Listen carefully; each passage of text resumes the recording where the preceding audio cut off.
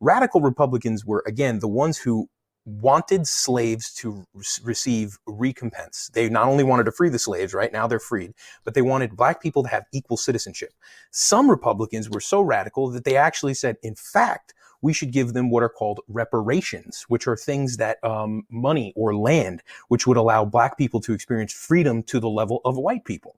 They wanted them to take land from the southern whites, these huge plantations, and chop them up and say, we're going to give everybody. In the case of General Sherman during the war, he actually wrote an executive order that did this. He said, we're going to give everybody 40 acres and a mule. Unfortunately, by the time Johnson becomes president, he goes, no, we're not going to do that. You can't just take land from people and give it to other people. The idea of reparations, for the record, is still something hotly debated. And people talk about, and there are no people who were alive back then, whether slave owner or slave or Confederate or Union soldier or President Johnson or anybody else. But the idea of reparations is still something talked about, the general inequity created by slavery and the head start of white people. An interesting topic historically and politically.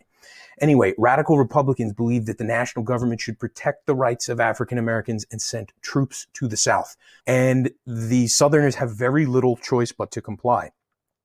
Radical Republicans did control the Congress for a good chunk of this time. So they helped pass the Civil Rights Act of 1866, as you can see, and they even passed they overcame the veto, the Reconstruction Act of 1867, and the 14th Amendment. Another thing that said, if you want to remain as a former Confederate state in the Union, you have to adopt the 14th Amendment. So they kind of strong-armed them into it. But radical Republicans were further left, and it's funny because we usually think of them as right on the political scale nowadays, were further left than Abraham Lincoln. Abraham Lincoln, in his last speeches, wasn't even going for full citizenship for African Americans yet. He envisioned that at one point in his life, or at one point in their lives, or in the future from him, but did not believe that African Americans should have that. And that's kind of hard for us to think, like, wait, Lincoln didn't want black people to be American citizens? But we could spend a whole 2 hours talking about Abraham Lincoln's political views and the body of work that's left behind from him. So they did actually try to impeach President Andrew Johnson. He was the first president to be impeached. And he actually was impeached. I have to change this writing. He was not removed from office. They believe he was unfit to hold office because basically they passed this law that said, look, if you want to fire anybody, you have to have a good reason to do so. You can't just build this federal gang of people that work around you and you agree with. And Johnson said, oh, okay, watch me. And he fired the guy. So they impeached him. And he literally got away from one vote. One single vote kept him in office. Was not a very popular president and was not reelected to a second term. The 14th Amendment gave equal protection under the law to all citizens, people born in the United States. So if you were born in the United States, you are now a citizen. You now are also afforded equal protection under the law. You cannot say that white people get one thing, black people get another thing. They were saying that it doesn't matter who you are. If you are a citizen of the United States, you get the same protection from the courts, from the police, etc. Now, writing something as law and enforcing it are two very different things.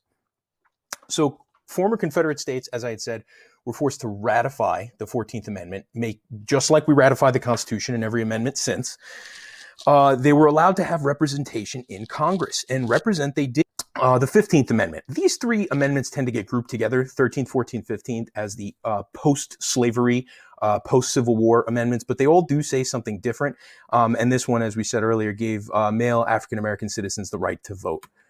And Republicans wanted to make sure that Southern states didn't take advantage in Congress because African Americans were now counted as citizens instead of what the Constitution originally said, which was 3/5 of a person. So the 3/5 compromise is overridden by the 15th Amendment. They wanted to attract and protect votes of the African American population. Let's see, was there anything else I wanted to say about this? Yeah, so one more thing about this. Even though the 15th Amendment said that there were, you couldn't ban somebody from voting because of their color of their skin or because they were black or anything. He said they have to be able to vote if they were a citizen. They got really, really, really creative with this, right? The other thing I wanted to say was that they came up with all sorts of creative ways to ban African Americans from voting. And one of them was they would use like the grandfather rule. They say, sure, if you're a male, you can vote in the United States, but you can only vote in this county if your grandfather was eligible to vote in this county. Now, if it's 1868 and you're the first African American or one of the first African Americans allowed to vote, your grandfather would not have had the right to vote. So that immediately removes you from the voting population, even though the 15th Amendment is there. So they created all of these wacky legal workarounds to try to get that. And the federal government did what they could at times. Under Lincoln, very effective. Under Johnson, very ineffective. And now we're going to see the next president under President Grant. Yes, Ulysses S. Grant, the same guy who was general during the Civil War. Federal Reconstruction becomes a bit more effective than it was under Johnson. But first, we got to talk about two groups of people, carpetbaggers and scalawags. Yes, those are both real words. Opportunists, or people who were looking for opportunities to exploit and profit from the misfortunes of the South. The South was a mess, right? And all of these things were changing. And anytime you find change, you find areas for profit, right? If you look around today during the COVID pandemic, you will find people trying to make a profit. It is the way the world works, unfortunately. Carpetbaggers and scalawags are two specific, I love that word, scalawag, two different groups of people. Carpetbaggers were people from the North who came to the South after the war. This is a political cartoon of a carpetbagger, and I included it because it doesn't really make sense to us because we don't use these anymore, but some people, they actually came back in fashion a few years ago. You might see somebody traveling or doing their laundry even with a bag that looks like it's made out of carpet with a simple clasp. These were people that were said to have thrown all their things in a carpet bag, literally a cheap bag, and gone down to the South and found some way to make a war, to make money off of the destruction. They might have bought property from a down-on-his-luck farmer for a really cheap rate because they had access to the money. Because if you were a New Yorker at the time, or someone from Illinois, or someone from Ohio, who was doing kind of okay during the Civil War comparatively, you could show up with a lot of money and buy a lot of land really cheap. Conversely, there were scalawags, and I didn't really have any good pictures of scalawags, who were white Southerners who remained loyal to the Union and wanted to rebuild the South quickly. You can imagine scalawag has a negative connotation around other Southerners who did not want the South to join the Union. They wanted to continue the fight. There were still people in 1866 continuing the Confederacy. If you go to the South now, you will still see the Confederate flag flying. Some people do not give up that easily. Okay, Ulysses S. Grant, 18th President of the United States. And I love this quote. It was my fortune or misfortune to be called, and if you say this, it was my fortune or misfortune to be called to the office of chief executive without any previous political training. He was not a politician. He was a military man. His father was a military man. His grandfather was a military man, fought in the American Revolution. His great-grandfather showed up on not the Mayflower, but a ship about 9 years later to Boston Colony. This guy's American military history. So he signed legislation to limit the activities of white terrorist groups like the KKK or the Ku Klux Klan, and at times stationed troops in southern states to maintain order. Groups like the KKK started showing up to, they claim, protect white rights. And if you've been paying attention, you'll notice that white rights weren't really the ones being infringed right now. This was a conversation about entering back into society as one nation for all, right? African Americans and white people and Native Americans. Don't forget, Grant was actually a huge proponent of rights for Native Americans and for women and for Jewish people. Grant was a pretty cool guy, actually. Some of his associates were involved in scandal and corruption. A big deal is made of it, unfortunately, because he wasn't a politician at heart. He was a military man. He knew how to execute battlefield plans, fight, move troops. He kind of got a little bit duped. And a lot of people who were a little more wily than him and more rich than him tended to take advantage. There were some things about the gold-backed dollar, things we don't really have to get into, but historians make a big deal about this and try and make it like Grant wasn't a great president. He was a pretty darn good president, especially where human rights are concerned. He did a lot to ban the Ku Klux Klan from getting larger. Unfortunately, they got a really big start again in the 1910s. Yes, and they are still around today in some forms. And here's a 60-second president on Ulysses S. Grant, and very few of these are actually 60 seconds, but they're close enough. And we get to the 19th president of the United States, Rutherford B. Hayes, who made a deal, essentially, to become president. And as a sixth grader, if you know that Rutherford B. Hayes was the 19th president of the United States and made a deal with the South to win the presidency, I would be very impressed. And that is really the takeaway I need you to get from him. There's some other information in here.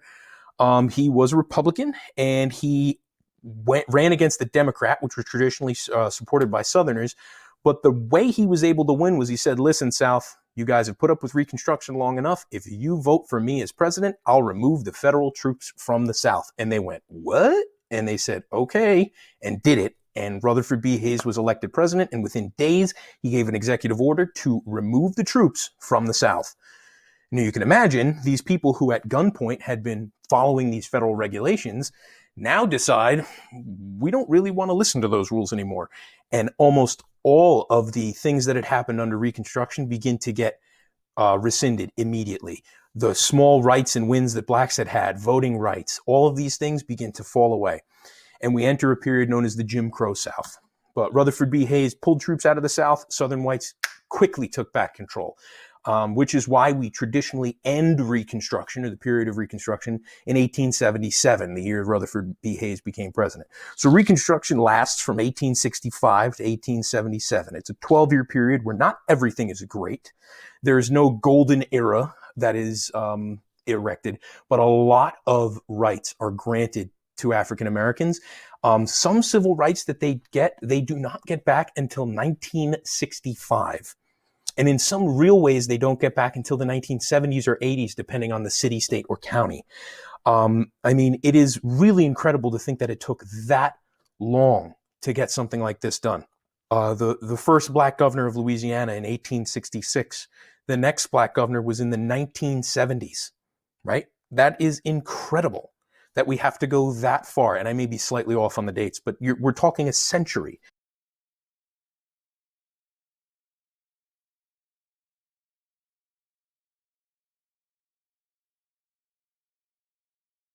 Before we start to see the same representation there.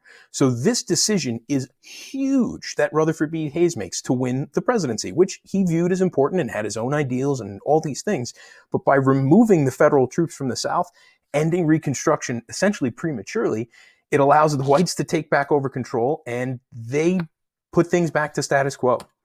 All right, so you've got a 60-second president on Rutherford B. Hayes here, and then your Jim Crow laws. So I mentioned the Jim Crow South. Jim Crow was not a person, and this was a series of laws similar to the black codes during Reconstruction, a little bit more subtle and slightly different. But they basically allowed for people to mistreat, discriminate against, and segregate, which means to separate black people from white people and treat them poorly. Black people did not have, and still in some ways, unfortunately, do not have equal rights under the law in practical areas, de jure versus de facto, if you want to get technical. They passed laws to limit voting and segregate people. The Ku Klux Klan formed and terrorized African Americans in an effort to stop them from voting. We talked about them during President Grant. You could see the KKK was formed out of the Civil War, and basically they were kind of knocked down by Grant, but they get a chance to come back a little bit. And like I said, their membership really increases during the 1910s, 20s, and 30s, which is kind of unfortunate that you'd think something like this would still exist in the 20th century. But this is the end of the presentation, but I do want to end with the fact that the Jim Crow laws and segregation did really run until the 1950s and 60s, until the civil rights movement began to formally undo these. So the impact of the Civil War is tremendous, and it really did rend our country in two, so much so that trying to put it back together created these scars, and we lived with these scars for so long and still do in a lot of ways. All right, this video ran a little bit longer than I had wanted to, but I'm hoping that you can break this up into a few parts, and I will discuss this tomorrow during our class session. Enjoy and happy learning.